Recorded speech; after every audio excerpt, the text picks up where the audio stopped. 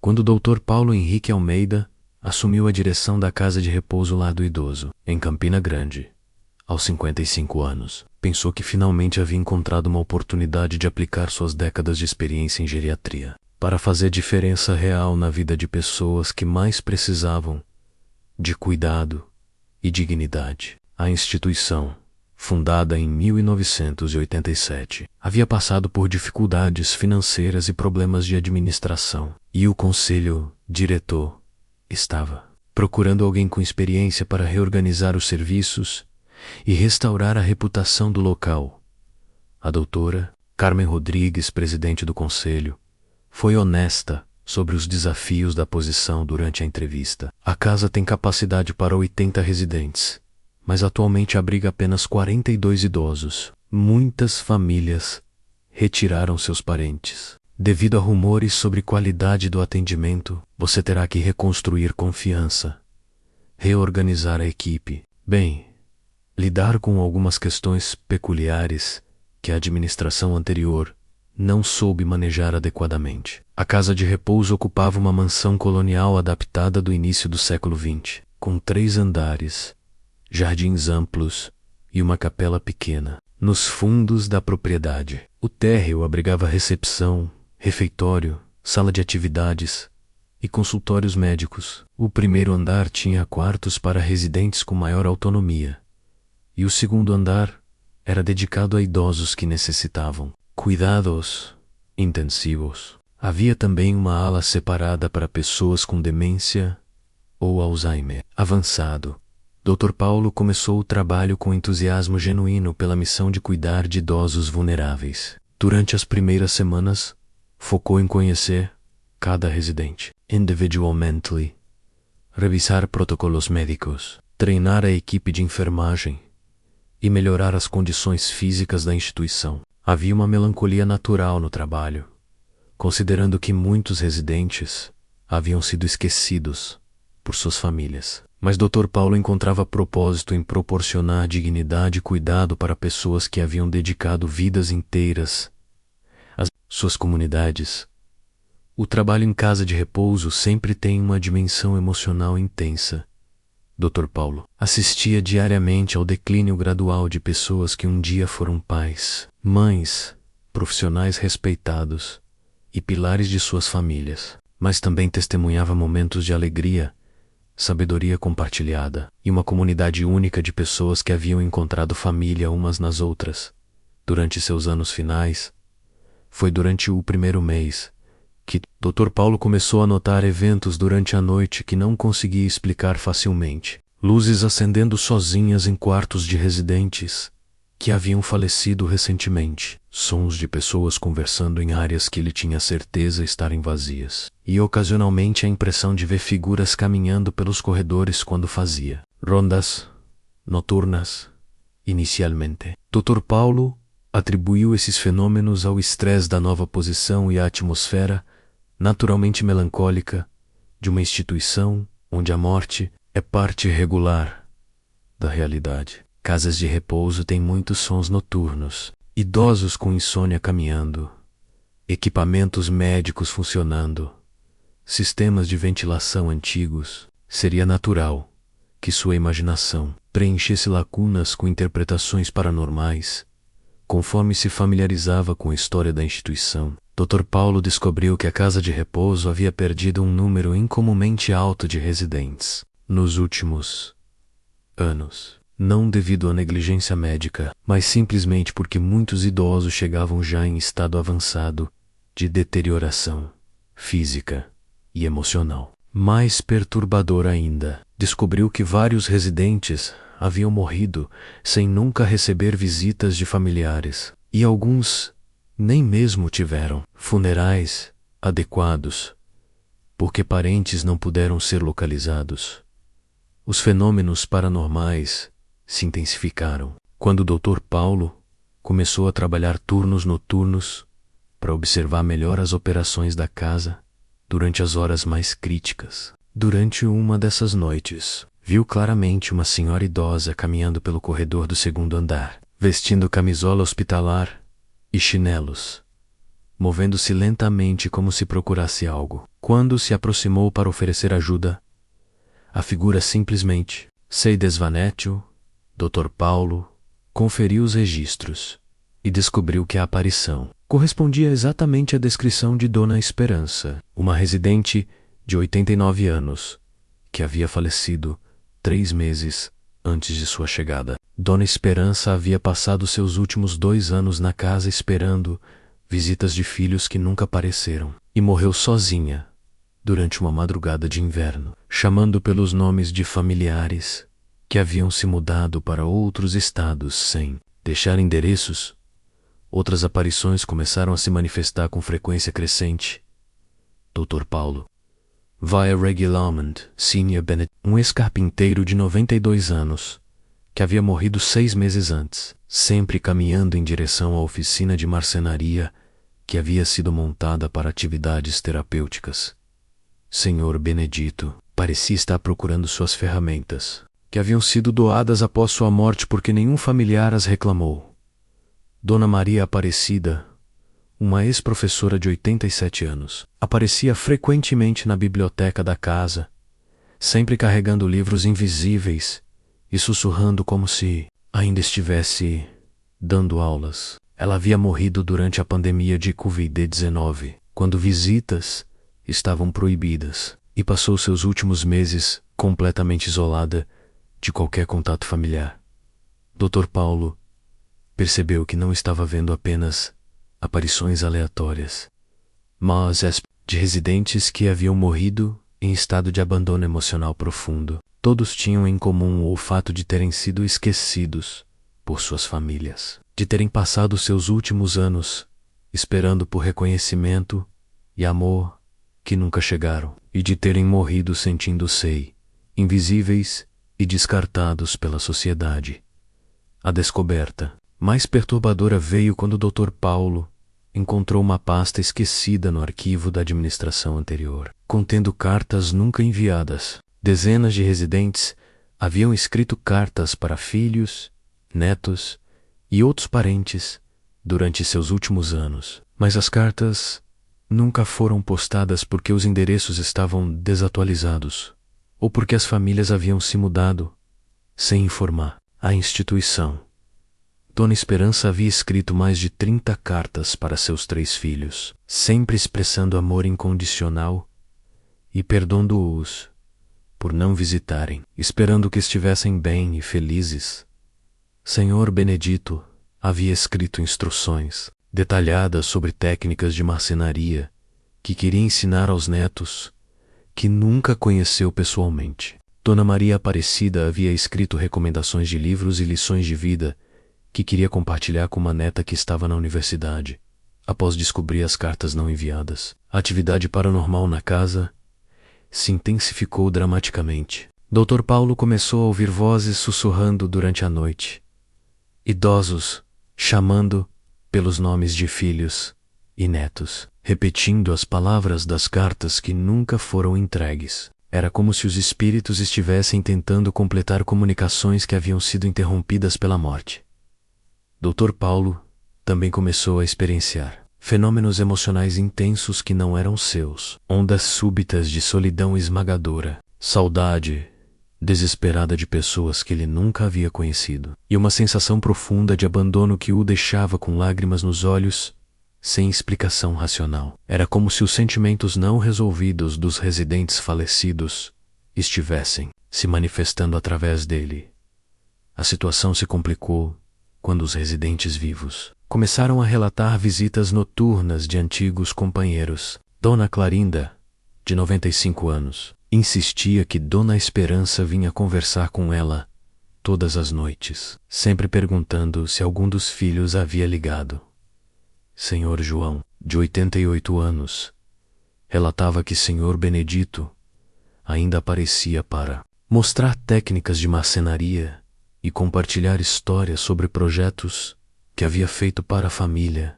Inicialmente, Dr. Paulo considerou essas experiências como alucinações relacionadas à demência ou efeitos colaterais de medicações. Mas quando residentes, com capacidades cognitivas completamente preservadas, começaram a relatar as mesmas visitas. Ele foi forçado a considerar que algo sobrenatural realmente estava acontecendo na casa. Dr. Paulo percebeu que os espíritos dos residentes falecidos não eram malevolentes, mas estavam presos por questões emocionais não resolvidas relacionadas ao abandono familiar. Eles continuavam vivendo na casa porque era o único lugar onde haviam encontrado cuidado e companhia durante seus últimos anos. Mais tragicamente, continuavam esperando pelo amor e reconhecimento de famílias que talvez nunca chegassem a manifestar-lhe. Mais tocante aconteceu quando o Dr. Paulo presenciou uma reunião espectral no refeitório durante uma madrugada. Dezenas de residentes falecidos estavam sentados às mesas, conversando silenciosamente como faziam quando vivos. Era uma recriação fantasmática da comunidade que haviam formado em vida menos pessoas que haviam se tornado família umas das outras, porque suas famílias biológicas as haviam abandonado. Dr. Paulo tentou se comunicar com os espíritos. Dona Esperança, que parecia ser uma espécie de matriarca espiritual do grupo, quando perguntou o que ela precisava para encontrar paz. Dona Esperança apontou para a pasta com as cartas não enviadas e fez gestos indicando que queria que chegassem aos destinatários. Dr. Paulo tomou a decisão de tentar localizar as famílias dos residentes falecidos para entregar as cartas postumamente. Usando recursos de internet e redes sociais, conseguiu encontrar endereços atualizados para muitos dos parentes. Começou a enviar as cartas com explicações sobre as circunstâncias, esperando que proporcionassem algum fechamento tanto para os vivos quanto para os mortos.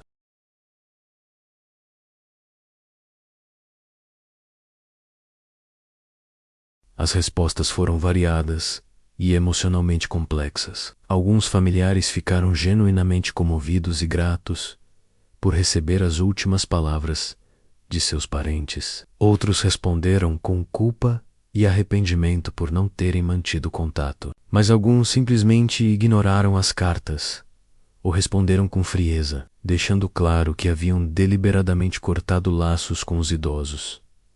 Conforme as cartas eram entregues e as reações chegavam de volta, a atividade paranormal na casa começou. Espíritos de residentes cujas famílias haviam respondido com amor e arrependimento começaram a aparecer menos frequentemente, como se tivessem encontrado alguma forma de paz. Mas espíritos daqueles cujas famílias permaneceram indiferentes continuaram suas manifestações melancólicas. Dr. Paulo percebeu que estava lidando com um fenômeno complexo, onde amor não correspondido e abandono emocional haviam criado vínculos espirituais que transcendiam a morte. Os idosos fantasmáticos não conseguiam partir porque ainda esperavam pelo reconhecimento e amor que haviam buscado durante toda a vida, especialmente durante seus anos mais vulneráveis. A situação tornou mais complicada quando famílias de alguns residentes vivos começaram a visitar mais frequentemente, aparentemente motivadas pela culpa de receber cartas de parentes já falecidos. Dr. Paulo percebeu que as manifestações paranormais estavam inadvertidamente servindo um propósito positivo, reconectando famílias que haviam se afastado devido à negligência ou constrangimento. Mas nem todos os efeitos foram positivos. Alguns familiares ficaram perturbados com a ideia de atividade paranormal na casa e retiraram seus parentes, preocupados com influências sobrenaturais. Dr. Paulo foi forçado a navegar cuidadosamente entre honrar as necessidades espirituais dos mortos e manter a confiança das famílias dos vivos. Dr. Paulo também descobriu que sua própria presença estava intensificando as manifestações. Os espíritos pareciam reconhecer nele alguém que genuinamente se importava com o bem-estar dos idosos e estavam tentando se comunicar através deles sobre questões que haviam permanecido não resolvidas. Era como se ele tivesse se tornado um advogado espiritual para residentes que haviam morrido sem voz. A pressão emocional de carregar as dores não resolvidas de dezenas de idosos falecidos começou a afetar a saúde mental de Dr. Paulo ele começou a ter pesadelos sobre abandono e solidão. E durante o dia, frequentemente se sentia sobrecarregado por emoções que não eram suas. Os limites entre sua experiência pessoal e as memórias traumáticas dos espíritos começaram a se confundir. Dr. Paulo tentou buscar ajuda de especialistas em fenômenos paranormais, mas enfrentou ceticismo e sugestões de que estava sofrendo burnout profissional. Quando mencionou suas experiências para colegas médicos, foi discretamente sugerido que talvez precisasse de férias ou aconselhamento psicológico. A situação atingiu um ponto crítico quando o Dr. Paulo percebeu que alguns residentes vivos estavam começando a demonstrar comportamentos estranhos. Idosos com demência relatavam conversas detalhadas com pessoas que haviam morrido antes de chegarem a casa. Residentes lúcidos falavam sobre encontros noturnos com antigos companheiros que haviam falecido anos antes. Era como se a barreira entre vivos e mortos estivesse se tornando cada vez mais tênue.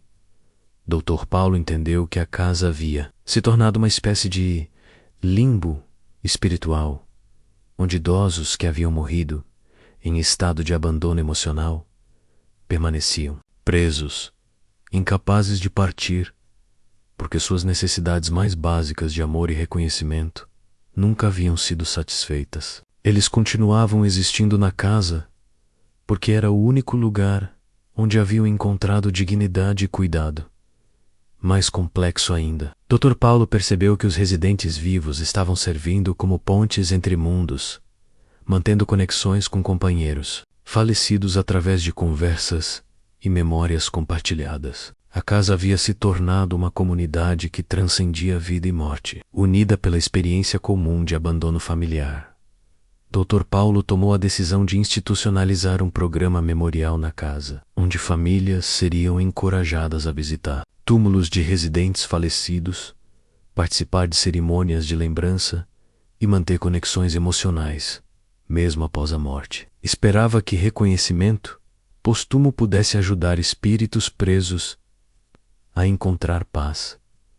O programa teve resultados mistos. Algumas famílias participaram genuinamente e relataram experiências emocionalmente curativas, mas outras permaneceram distantes, aparentemente preferindo esquecer completamente parentes que haviam colocado na casa de repouso. Dr. Paulo percebeu que estava lutando contra padrões culturais profundos de como a sociedade trata idosos. 2 anos depois de assumir a direção, Dr. Paulo conseguiu estabilizar a operação da casa e melhorar significativamente a qualidade do cuidado. Mas a atividade paranormal continuou. Embora em intensidade menor, ele aprendeu a conviver com presenças espirituais que ocasionalmente caminhavam pelos corredores, sussurravam nos quartos e participavam invisível, mas amorosamente da vida diária da comunidade. Dr. Paulo percebeu que os espíritos não eram uma maldição ou problema a ser resolvido, mas sintomas de uma ferida social mais ampla, menos a forma como famílias e sociedades abandonam pessoas idosas durante seus momentos de maior vulnerabilidade. Os fantasmas eram evidência de amor não correspondido, de dignidade negada e de necessidades humanas básicas que permaneceram insatisfeitas até a morte. Hoje, 5 anos depois, Dr. Paulo continua dirigindo a casa de repouso que o agora tem lista de espera devido à sua reputação de cuidado excepcional. Ocasionalmente ainda vê Dona Esperança caminhando pelos corredores, Senhor Benedito na oficina e Dona Maria Aparecida na biblioteca. Mas agora entende que eles são guardiões espirituais da casa, assegurando que nenhum residente seja esquecido ou abandonado. A casa se tornou conhecida não apenas pela qualidade do cuidado médico, mas pela atmosfera de família genuína, que proporciona para pessoas cujas famílias biológicas falharam com elas. Visitantes frequentemente comentam sobre a sensação de paz e amor que permeia o ambiente, sem saber que é parcialmente mantida por residentes que continuam cuidando